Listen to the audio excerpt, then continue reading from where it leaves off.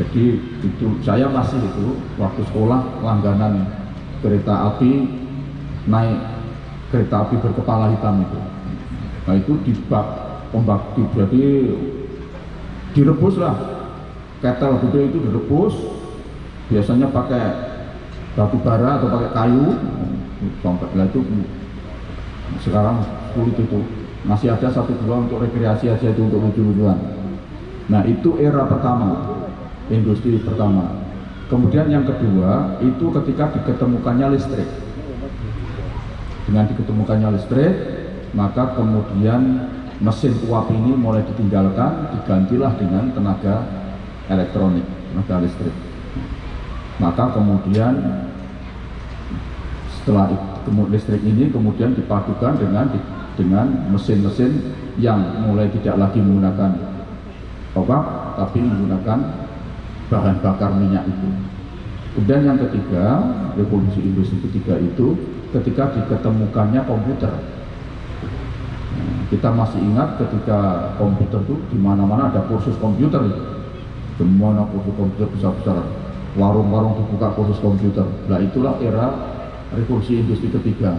Nah sekarang ini masuk era industri keempat, yaitu diketemukannya internet, namanya Internet of Things, dengan segala produk ikutannya. Apa itu misalnya iCloud, ya kan? Sekarang ada iCloud, kemudian ada atau cloud computing ya, kemudian dikemudian smart, ya, artificial intelligence, smartphone, kemudian yang terakhir sekali sekarang yang paling menonjol yaitu digital, teknologi digital. Itu semua adalah karena basisnya adalah internet. Jadi kalau bapak-bapak ibu ini, yang ibu-ibu yang punya handphone itu ada fitur yang sebetulnya tulisan-tulisan, konten-konten yang ada di handphone itu nggak di situ tempatnya, tapi di awang-awang sana, di iCloud. Itulah makanya disebut dengan iCloud computing. Jadi kalau handphonenya itu cemplung sungai gitu, nggak bisa dipakai, kemudian beli lagi, itu tidak harus kemudian mulai ngisi baru, itu tinggal nyedot aja itu yang disimpan di awan itu, disedot, nanti semua data yang hilang, yang tenggelam itu nanti akan bisa disedot kembali di komputer yang di handphone kita yang baru. Bayangkan itu dari sak jagat raya ini orang berapa triliun, berapa miliar komputer, berapa miliar handphone itu sebetulnya berada di cloud itu. Nah untuk orang yang menguasai teknologi digital, dia bisa mengambil itu untuk kepentingan mereka, tergantung.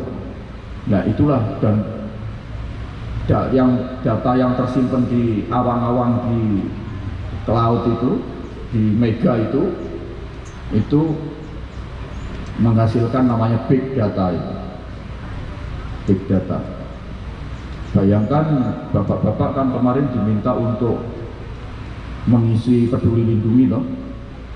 Peduli lindungi. Jadi begitu bapak mengisi peduli lindungi, maka untuk orang tertentu yang pandai untuk mendapatkan data, seluruh data orang Indonesia, sedot, tinggal ngatur aja.